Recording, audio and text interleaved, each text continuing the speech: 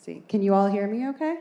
All right, thank you all. Good morning. It's a pleasure to be here.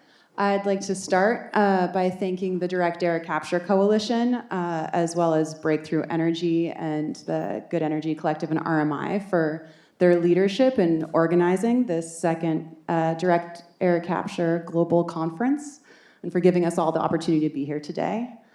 So my name is Emily Pope. I'm the Carbon Management Senior Fellow at the Center for Climate and Energy Solutions, or C2ES. Can I just start with a mic check? Can you guys hear okay? Is it better back here or better up here? Better up here. Okay, thanks. I'm getting a little echo. So before we dive into today's topic, which is going to be focusing on direct air capture policy through an innovation lens, I'd like to just start by introducing a little bit about our organization for those folks in the room who might not have heard of us before. So C2ES is a nonprofit, nonpartisan organization. We work to advance common sense, durable policies that support climate and energy. And our work focuses in kind of three main areas. So the first is helping the US accelerate through the net zero energy transition. The second is supporting the Paris Agreement through international climate diplomacy and engagement. And then the third is building climate resilience by collaborating with companies and communities to develop mitigation plans and resilient plans for climate-related risk. Now, I myself and my colleague Diandra here, we are both part of the US Policy and Outreach team, which means that we work primarily on this kind of first focus area of accelerating the US through the net zero transition. And one of the capstone programs within our work is the technology working groups. In these working groups, we provide a regular venue for stakeholders across an innovation ecosystem to convene and discuss kind of technical, market, or policy solutions to rapidly scaling kind of key energy technologies. And right now we have 4 working groups that focus on 4 key technologies. That's engineered carbon removal, long duration energy storage, clean hydrogen, and sustainable aviation fuels. Direct air capture, of course, fits in the engineered carbon removal ecosystem. And we have several other kind of key stakeholders that work in our engineered carbon removal, or ECR, working group. That includes biomass with carbon removal companies, as well as corporate off-takers, financiers, companies that develop supporting infrastructure. And actually this year we're also including enhanced rock weathering companies into our working group, as well as several other key stakeholders. And what we do is we bring all of these stakeholders together in multiple meetings to discuss kind of what are the key challenges and opportunities for scaling direct air capture and engineered carbon removal technologies more broadly to commercial scale. So kind of what are the key outputs of these working groups? Well, directly, we produce some policy recommendations that can support each of these technologies. In September of 2024, we published our first set of recommendations from the ECR group, which focused on addressing key market and financial barriers to scaling ECR. But more broadly, what these working groups help us to do is kind of look across the various discussions, the various kind of learning priorities of each of the different technologies to see if we can identify some commonalities in what the needs and the opportunities are for technology innovation more broadly. And by doing that, it helps us to kind of frame our policy recommendations in a way that goes beyond, you know, we need this specific policy to support this specific technology to solve climate, and be thinking more of like, here are some broad problems, here are some options or pathways where we can address those problems, and here is a variety of benefits or outcomes that could come from addressing those problems. And if we frame it that way, then we have a lot more space to create broad bipartisan support for the different policies we're thinking about. And that can be really important when we're in situations where administrative priorities are fluctuating from term to term. So to speak a little bit more to what that means for direct air capture in particular, I'm going to pass things over to my colleague, Diandra.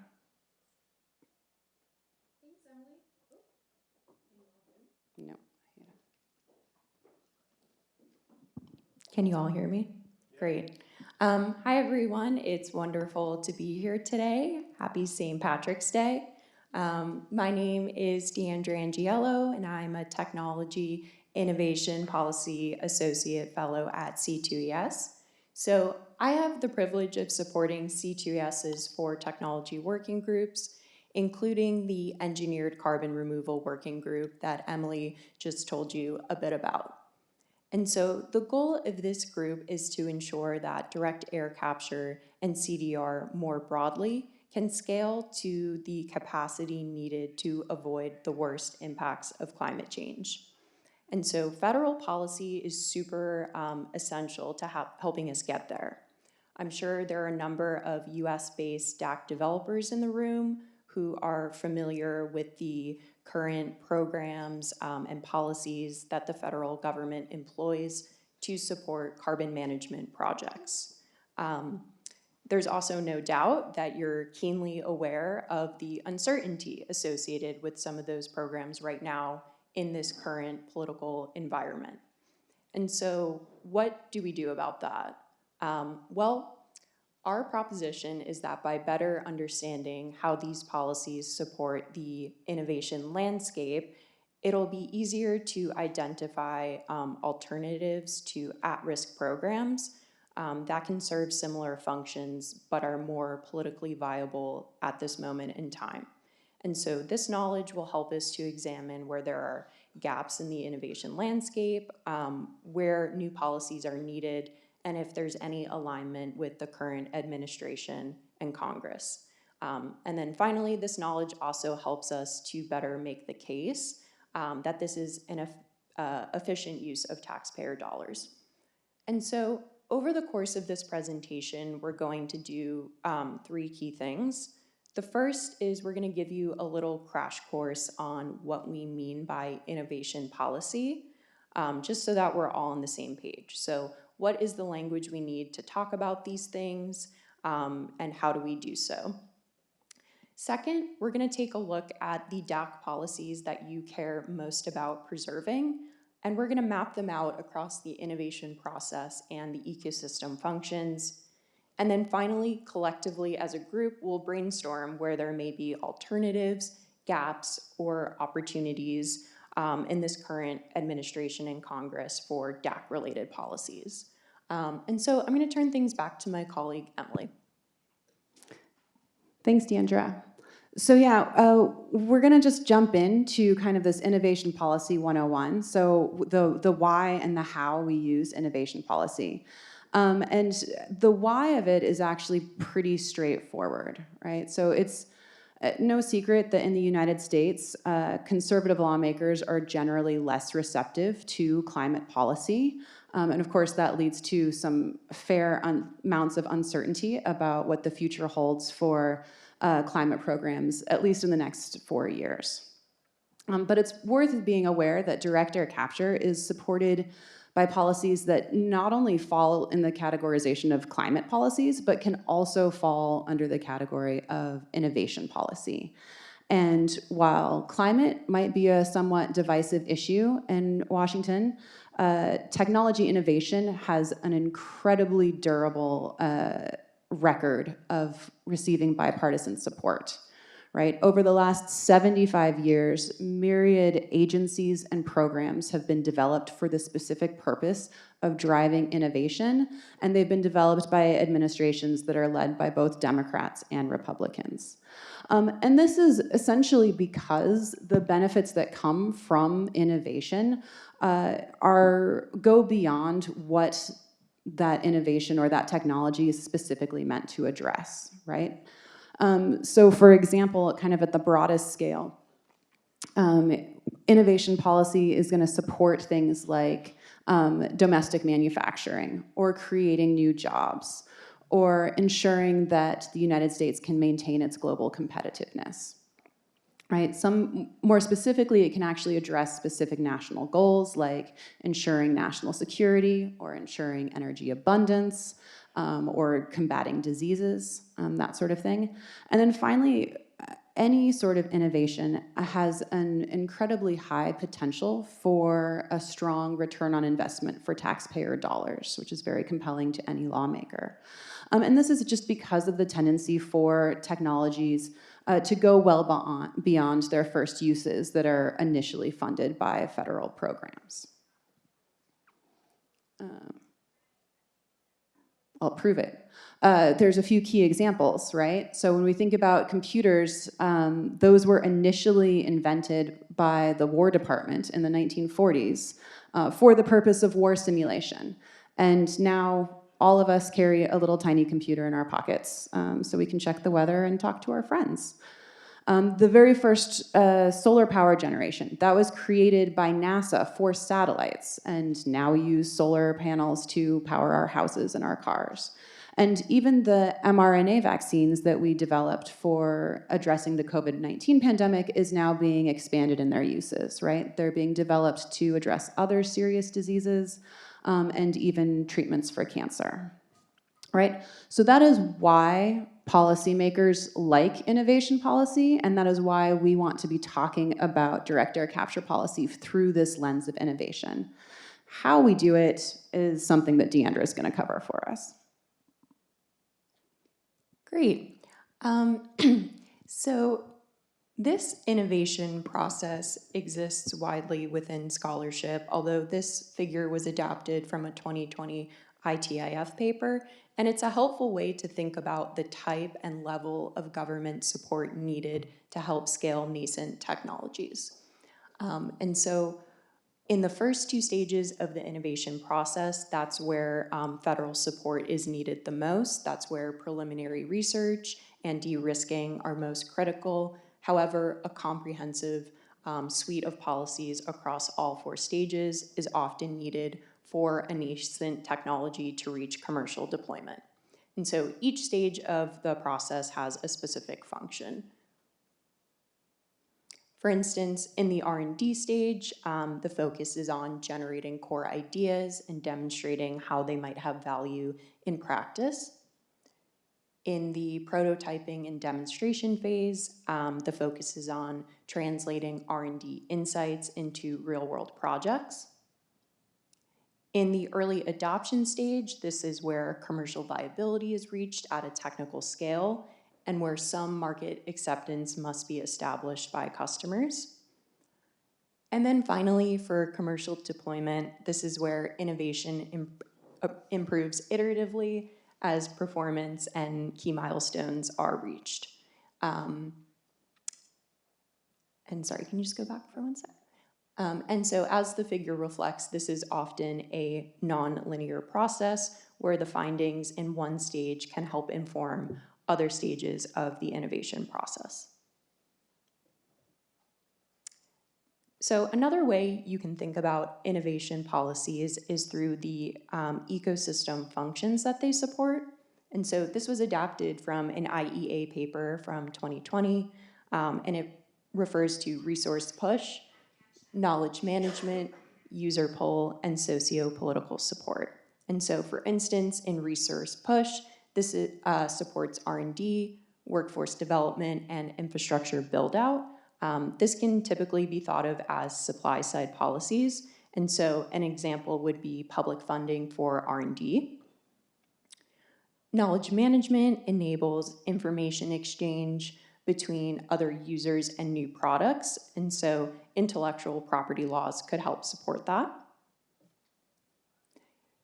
User pull stimulates the market value of a product or service, and these can typically be thought of as demand-side policies, and so government procurement would be an example of that. And then finally, socio-political support promotes broad acceptance of a new product or service. So for instance, community benefits plans could do this.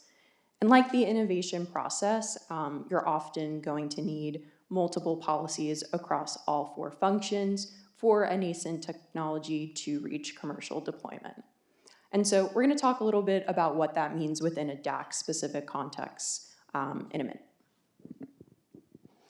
Thanks. So yeah, as Diandra said, what we want to do now is kind of tie these theoretical ideas of how innovation works into like the concrete realities of how we continue to support direct air capture through policy. And so we're going to be gathering some real-time data for all of you in a moment about the policies that you find to be most important.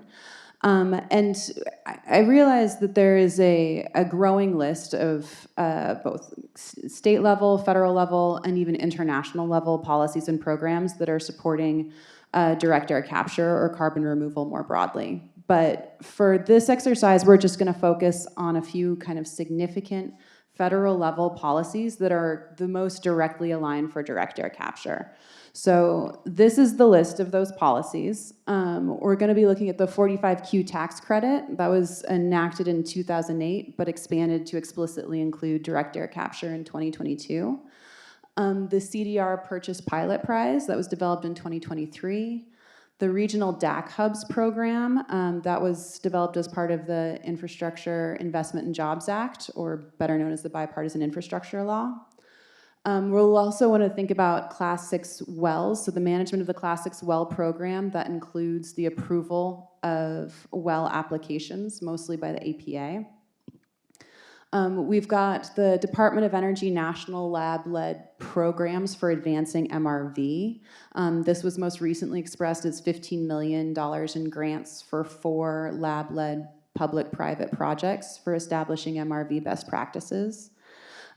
We also have the DAC Pre-Commercial Prize Program. This includes both a DAC EPIC Prize for innovation and incubators, and then the DAC Pre-Commercial Technology Prize for developers doing kind of cutting-edge R&D work on direct air capture. The last two, we have the expansion of the Loan Program Office's authority. This happened in 2020 to include financing CCUS projects with their existing funding pool. And then last, we have just general federal R&D funding. So that's the money that Congress appropriates each year to various agencies, mostly the DOE, to support carbon dioxide removal research. So these are what we're looking at. Diandra is going to explain what it is we're asking of you. Sure. So before we move further, I first just wanted to get a better sense of who's in the room today. And this will be helpful because in a moment, we're going to ask about your specific policy preferences. And so if you can take out your phone, scan the QR code up on the screen and answer the following question. Where does your company/organization sit within the DAC innovation ecosystem? And so I recognize that not everyone will fit within these buckets. However, I encourage you to think broadly and select all that apply. And I'll also note that we'll have a couple of other questions throughout the remainder of the presentation. So if you can just keep your browser up, it should jump to the next question as we get there in the presentation. However, if it doesn't, you can always rescan the QR code up on the screen. So I'll give you another moment to finish answering the question, and please also remember to hit submit.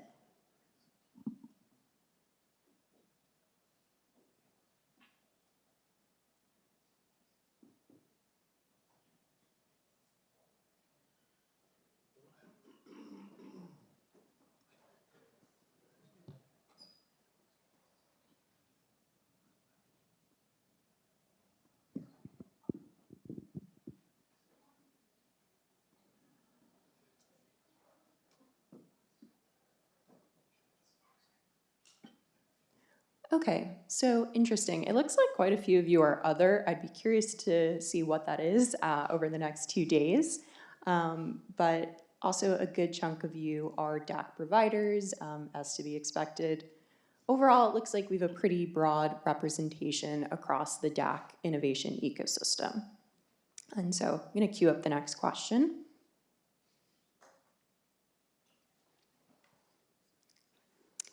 And so now we're going to get a sense of what your policy priorities are. So if you can, please answer the following question. which U.S. federal policies are most critical to preserve to support your company / the industry in achieving commercial deployment? And so if you're not a U.S.-based DAC developer, you can just think of this as which programs do you think are most important to scale the DAC industry in the U.S.?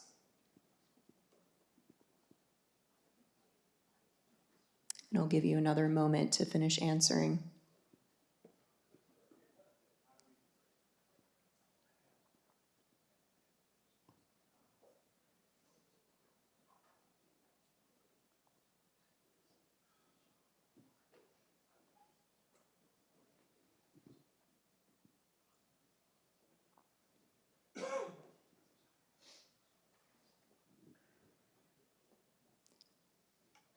All right, I think some people are still answering, but just to keep us moving, it looks like the most votes were for the 45Q tax credit, closely followed by the regional DAC hubs program, but honorable shout out to approval of Class 6 well applications. So we'll talk about what this means in a moment within the innovation landscape that I've just laid out.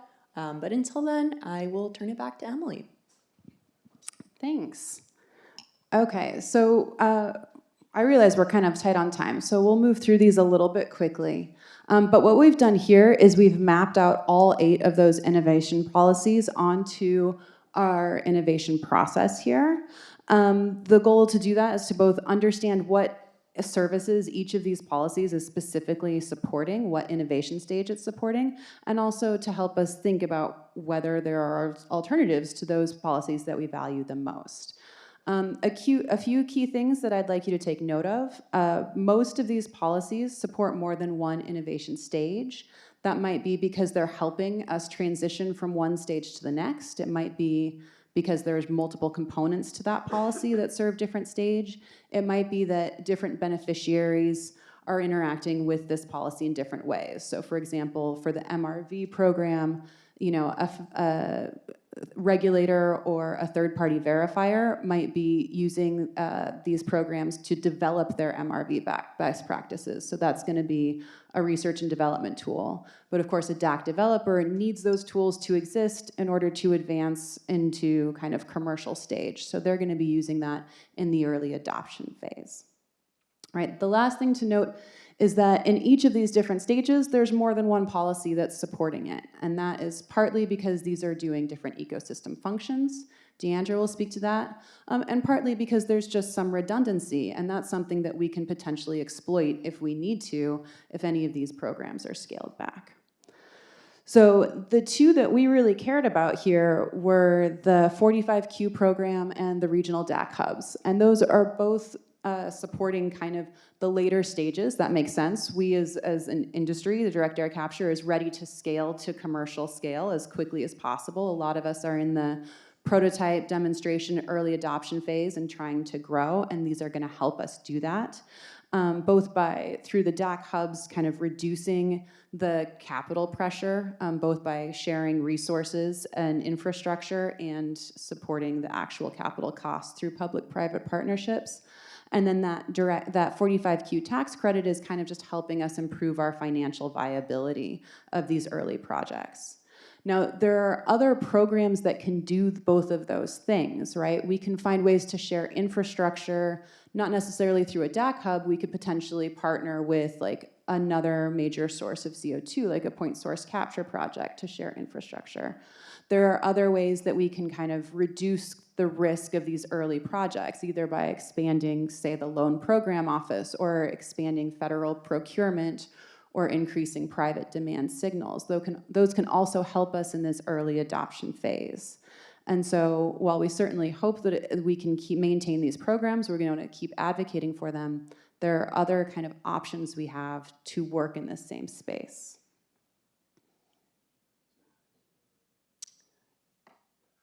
And so as you can see, the policies that we've covered span across the 4 ecosystem functions. And so you all collectively voted that the 45Q credit and the DAC hubs were the most important to preserve.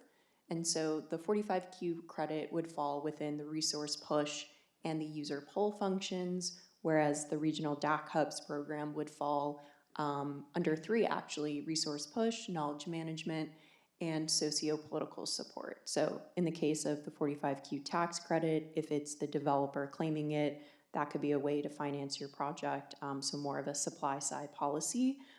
If it's the CDR credit buyer claiming the credit, that could be thought of as more as a demand side support mechanism. And then for the regional DAC hubs, this is obviously federal dollars being poured into what will be commercial scale projects. And so that could be an example of a resource push. It also supports knowledge management, as there's a natural information exchange within the hubs supporting first-of-a-kind projects. And then finally, the DAC hubs also supports the socio-political support function, as these projects integrate community members, allowing them to become more familiar and comfortable with this technology.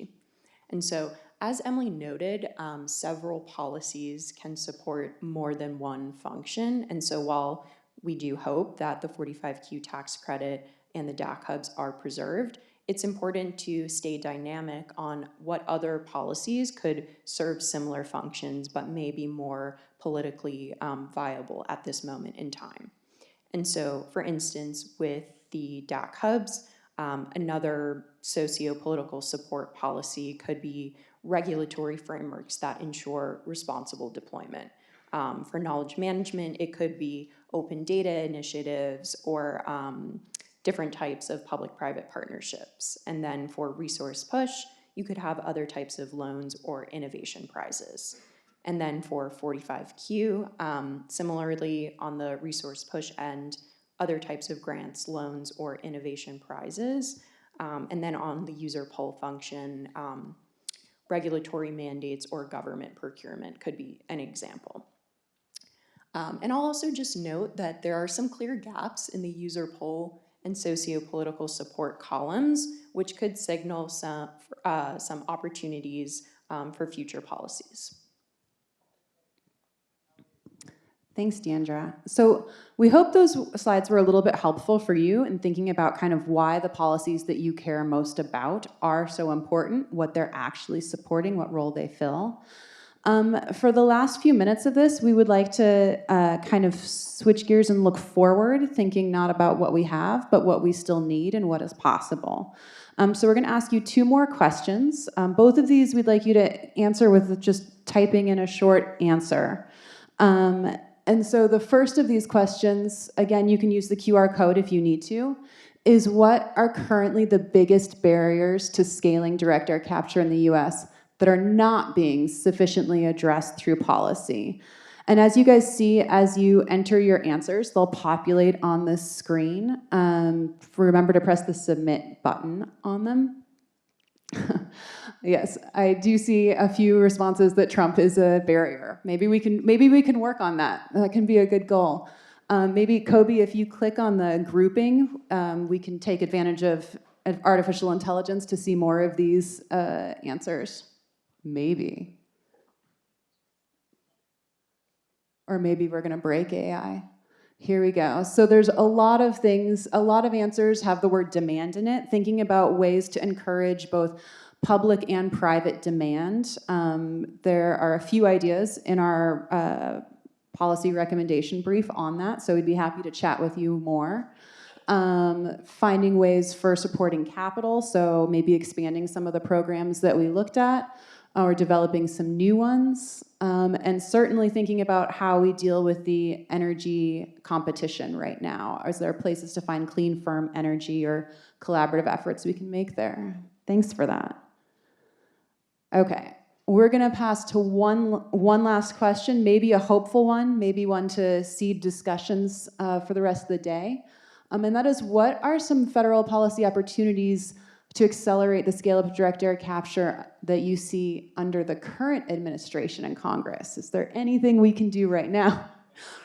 I think voting is going to take a few years. Maybe he'll get tired and decide to be done. All right, expanding 45Q, certainly some potential there. There seems to be some general legislative support for at least retaining 45Q and openness for making it even more effective. Let's see, now that we're collating responses.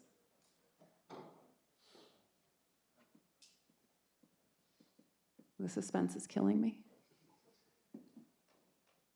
Oh, permitting reform, a lot of potential there, a lot of bipartisan enthusiasm for this. I think we can make a lot of progress on permitting reform. Always space for more research development. And then yes, I think really looking into international opportunities for trading.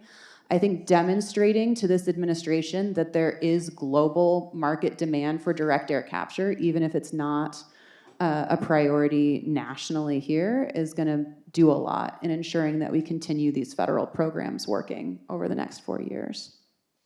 All right, we're at time, so I will just wrap things up with a final thought, which is that just like innovation policy should be iterative. We can continue making progress on direct air capture policy if we find the common ground between these ideas we've been talking about today. So looking for where there are existing gaps in policy, looking for where there are good alternatives to the policies we care most about, and looking at what the priorities of this administration are. And when we find that common ground, we can continue making progress. Diandra. Yeah, thank you everyone for your time and participation this morning. Please also remember to keep an eye out for C2ES's Innovation Framework Report, tentatively to be released this spring. We'll do a similar exercise with our federal policy recommendations that we've developed amongst our 4 tech working groups. We hope you found these insights useful and you'll take them with you in your conversations over the next 2 days. And we are at time, but please feel free to grab me or Emily later today if you have any questions. Thank you.